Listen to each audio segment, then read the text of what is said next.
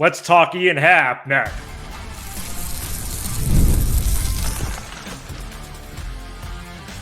You are Locked On Cubs, your daily Chicago Cubs podcast, part of the Locked On Podcast Network, your team every day.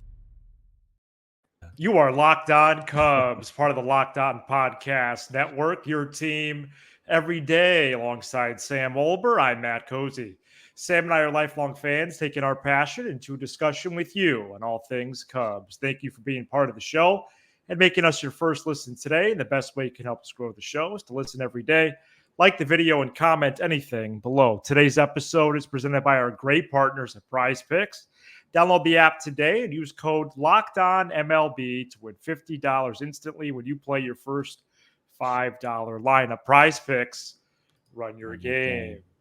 Sam, another week of shows here on the program, and we're in 5 episodes a week mode, folks. We're going to be 5 episodes a week through the winter meetings. We only go down to 3 for about 8 weeks. Right. That's in the dead of winter there.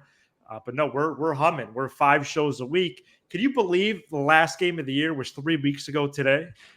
Football season just makes everything fly by. I mean, it feels like the opener for the Cubs, which I believe coincided with Game 3 of the Cubs-Yankee series.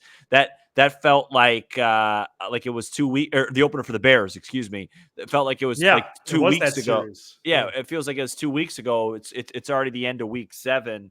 But man, the weather, I mean, what a beautiful weekend. What a beautiful weekend. I had a great wedding on Saturday. That's right. It was a really fun time. Great fall weather. I mean, it's great spring weather. And I'm in a happy place. So let's talk about Ian Happ. That's great. Well, Ian Happ just completed, speaking of time moving fast, completed his 8th year with the Cubs, and he's next up on a review sheet following the 2024 season. Happ slashed 243, 341, 441 with 25 home runs, 34 doubles, and 86 runs batted in. Last week, he was named a Gold Glove finalist for left field after winning the award each of the last 2 times. Sam, some have said, and others have said, that Happ put together a career year, though I'm not so sure about that. And we'll get to that in a few minutes. Later in the episode, we'll also detail the differences in where Happ hits, as well as his no trade clause. What are your feelings exiting the 24 campaign on Happ? I thought he had a good season. He was really, really struggling early. I want to say April and then into May. But from June on, he was probably as good as anybody on the team.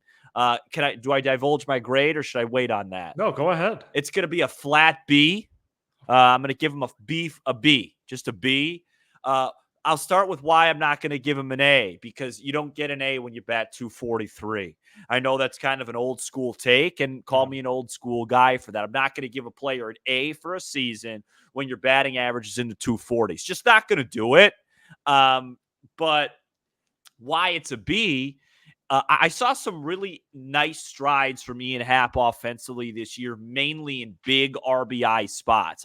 I believe he drove in 86 runs, and a lot of that came from the leadoff hole.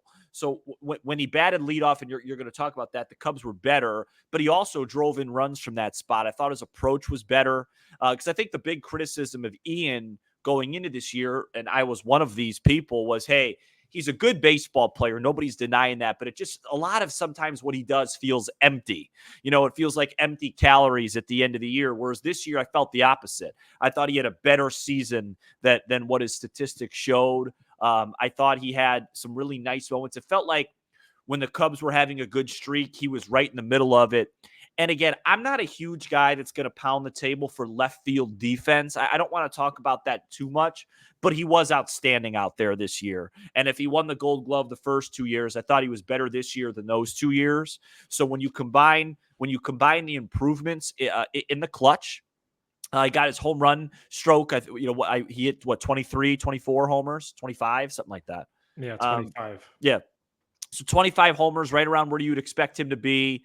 86 driven in, 243. His OPS was sitting right around the 780s. That's kind of who Ian Happ is.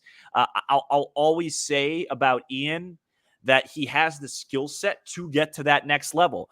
If this sounds familiar, it's a very similar evaluation to Seiya Suzuki. I feel like he has the ability to get to that next level, but it's like you said, what is it, 8 years now? This is kind of just who he is, and who that is a good player. I also don't think he's an overpaid player. You're getting what you pay for. And I think we all would have a lot more appreciation for an Ian Happ if he was looking up at somebody in that lineup. If he was hitting around a guy that was hitting 290 with 39 140, then all of a sudden, going, man, Ian Happ's such a great supporting cast for that guy. So solid B for Ian Happ. Not too much negative to say about him. I think I want to go a couple different places here because I think we've both learned that teams are going to have their 30 to 33 game dip. The Yankees had one, the Dodgers had one. But I wonder where we stand on the players. What's our view of that? We know the Cubs went 22 and 39 from April 27 to July 3. And in the second half of that specific stretch is when Happ started to heat up. And for the most part, he remained that way the rest of the way. Mm-hmm. But from April 27 through June 1, Sam, a stretch of 31 ball games in which the Cubs went 11 and 20. Mm-hmm. Happ hit 202 with an on base of 301. And for that reason, I'm going to give him a B-. Yeah. And I think we're going to be able to cherry pick that for all the guys. Yeah. And we didn't necessarily do that for the couple guys we already graded. But 202 and 301, in which he's supposed to be a centerpiece of this club. And again, maybe he shouldn't be a centerpiece, but that's the position he was put in. Yeah.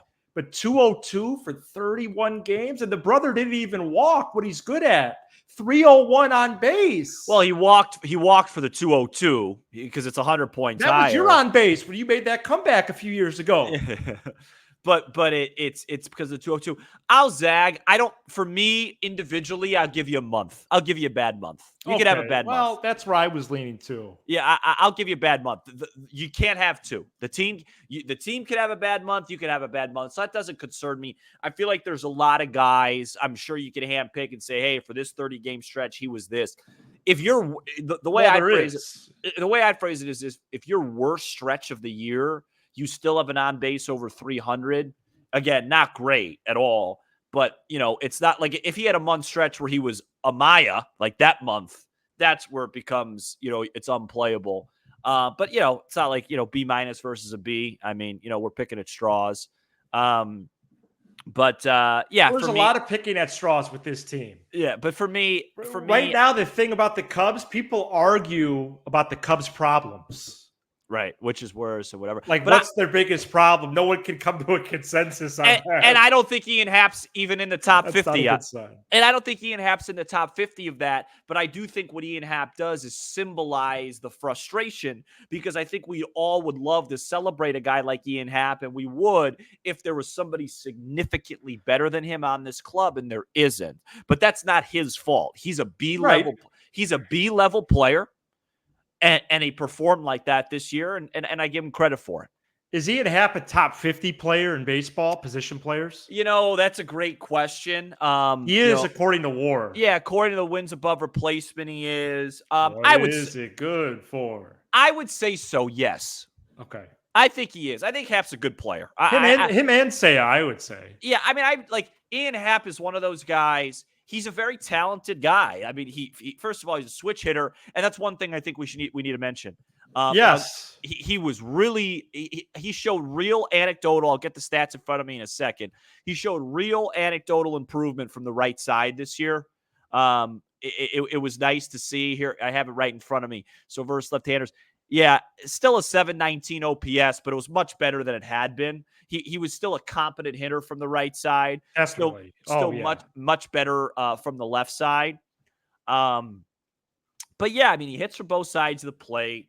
He plays a really nice left. He doesn't have a strong arm, but it's accurate. And remember, he was an infielder. He's taught himself and got taught how to play a really good left. He puts together an at-bat. Like, if you have a team full of Ian Happs, you're going to be pretty good. Sure. But it really helps. You watch these Dodger series, you watch these Yankee series, man. The Ian Happ level guys, right? They play a part. The Austin Wellses of the world, or Tommy Edmonds having a huge series, and Ian Happ starting those guys. But Right. Way better. But they really pop out. When Yeah. you're hitting behind the Otanis, the What about Betts, Kiki the Sotos. Hernandez? Yeah, Kike. No one cares about his WAR. Right. Yeah. Well, right. He's performing in the postseason. He's a playoff player. Let's continue the Happ convo right after this. Today's episode is brought to you by Prize Picks, the best place to get real money sports action. With over 10 million members and billions of dollars in award winnings, Prize Picks has made daily fantasy sports accessible to all. You just pick more or less on at least 2 players for a shot to win up to 100 times your cash. Run your game all season long on Prize Picks. You can play alongside Drewski, Joe Budden, and MMA champ Sean O'Malley. You can find that with community plays under the promos tab of the app to view entries for some of the biggest names. Sign up today and get $50 instantly when you play $5. You don't even need to win to receive the $50 bonus. It's guaranteed. Plus, Prize Picks is the best way to win real money this football season. We said earlier, we're already 7 weeks into the NFL season. Well, which players are going off? Which ones aren't? Make your picks in less than 60 seconds and turn your sports opinions into real money all season long on Prize Picks. Download the app today and use code LOCKEDONMLB to get $50 instantly after you play your first $5 lineup. Prize Picks, run your game. We continue the Ian Happ conversation here on Locked On Cubs. I gave him a B minus. Sam gave him a B. I don't have to get into this too much, Sam, unless you want to, but I was a little confused about the career year part. I'm glad he hit 25 homers. He should, in my mind, he should always hit 20 plus. And I think in some cases you should say 25 plus, but yeah, in 2022, he hit 271, right, almost 30 points higher, and had the exact same OBP and slug, even though he had 17 homers. Yeah. And yes, he walked 80 times this year, but he struck out 19 more times than he did back in 22. So I'm not sure he had a career year. Other numbers from Happ this year, he did hit either first or fifth most of the year. 66 games at leadoff and 45 at the 5 spot. Better overall numbers at 5 than at 1, but like you said about 10 minutes ago, he produced in the leadoff spot, and part of me does wonder. The team was better when he was part of me off. wonders, would the team have been even better, if he was there earlier? Because he started the year leadoff, stopped, and then closed leadoff. Well, we're going to talk about and then 2023, he should have let off a lot. We're going to talk about Counsell later in the week. Yeah, that was probably his biggest mistake. I don't know why he got away from that. My guess is because Happ struggled early, but the team and the lineup was just better when he let off. At least it felt that way. As far as the career year stuff, it just feels like towards the end of the year, when things are quiet, people just search for things and look at metrics and say those things. I fully agree. Look, nobody on the Cubs had a great season offensively. And if they did, we would have made the postseason. Imanaga had a great year. That's probably he did. That's it. Steele had a really solid year. Bush had a solid year. Seiya had a solid year offensively. Happ had a solid year. Nobody had a great year. Nobody had a career year. What Imanaga did, that's great. Okay. Yeah. I read the other day that he had a better year this year than in Japan in 23. Yeah, he was great. That's what great looks like. Crazy, man. Nobody else on this team was great. And so when I hear career year, I think great, because if Ian Happ had a career, because Ian Happ's a good player. So to me, if you say career year, that means he went from good to great. It was not that. He didn't even make the All-Star team. Which he did 2 years ago. But good season. Whatever. And here's an interesting nugget. Perhaps the only one on the whole roster who didn't suffer the consequences of the Wrigley Field conditions. Yeah, Listen to this. Point. hit 263 with 13 homers in 76 games on Clark and Addison. Yeah, no, great point. I think He was the only one without the repellent. Yeah, and it felt that way. Felt like he had better at home. Yeah, I wasn't sure. I mean, I remember he had that massive July 4th day in Philly, against Philly in Wrigley, excuse me. Yep. That's when they started their turnaround. Yeah, he had some. I mean, Happ had some really big hits this year. Really, remember that home run he hit at Wrigley against the Giants, which felt like it was the big home run, and then Neris blew the 3-run lead about 20 minutes later. Well, sure. He hit that. It was a right-handed home run that he almost hit down Kenmore.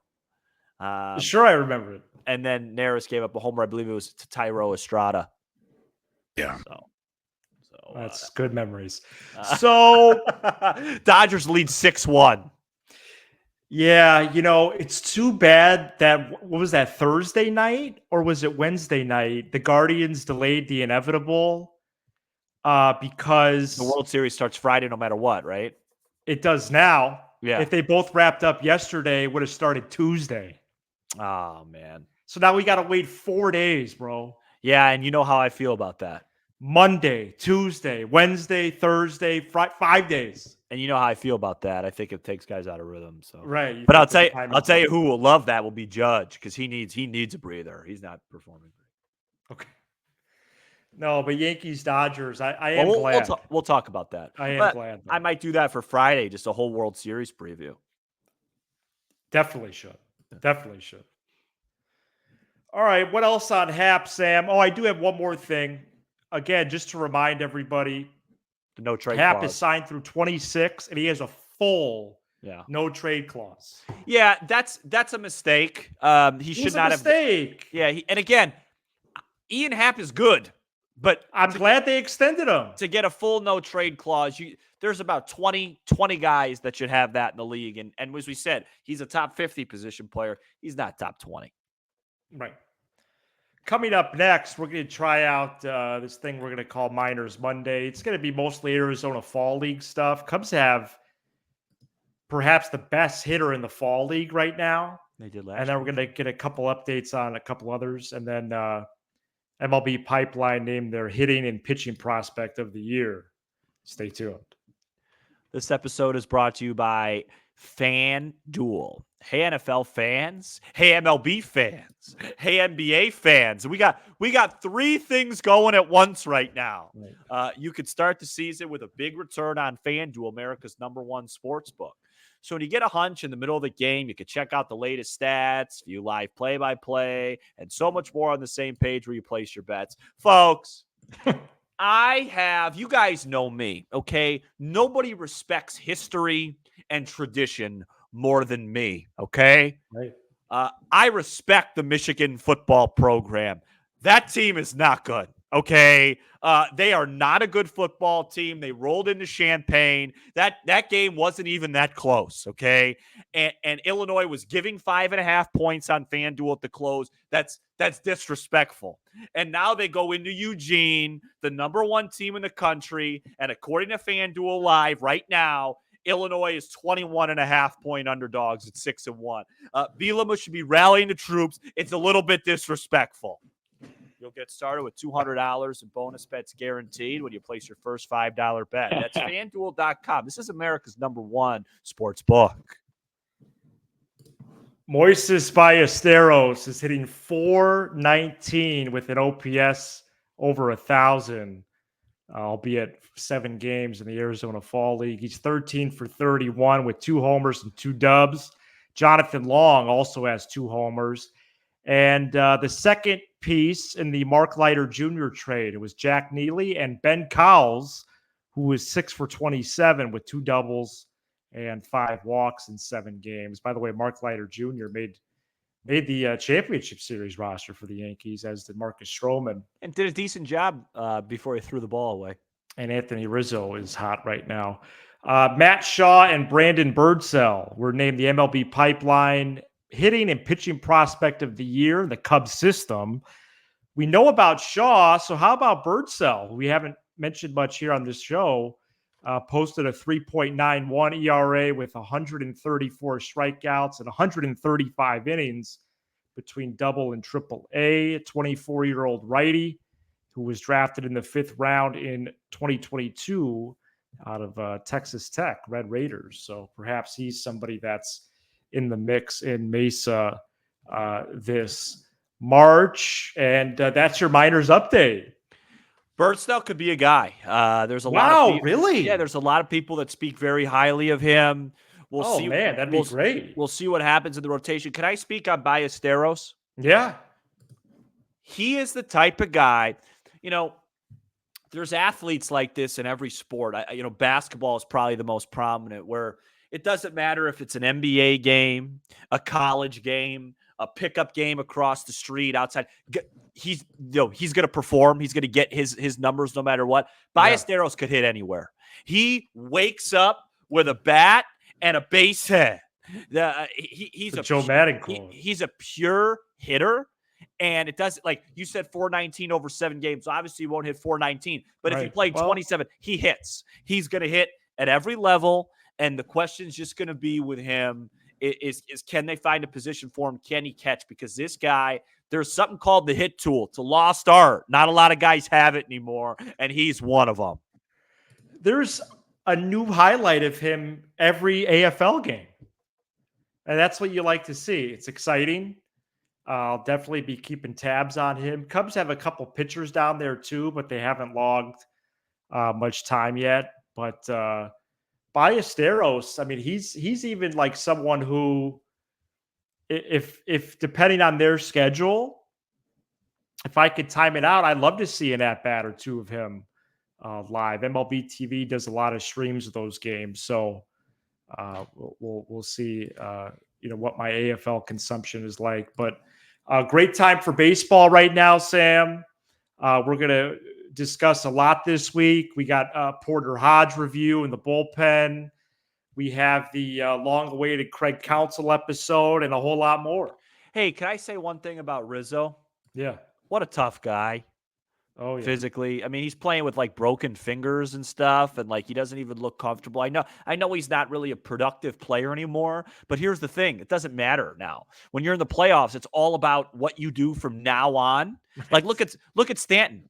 There are Yankee fans out there now saying Stanton, he's worth every penny they gave him, even though he's severely overpaid, because you get to the postseason, on the backs of guys like Judge and Cole and Soto and whatever. But then you get there and it doesn't matter what you've done in the past. You get that opportunity. And Rizzo, it's nice to see him produce it and fight through whatever he's fighting through.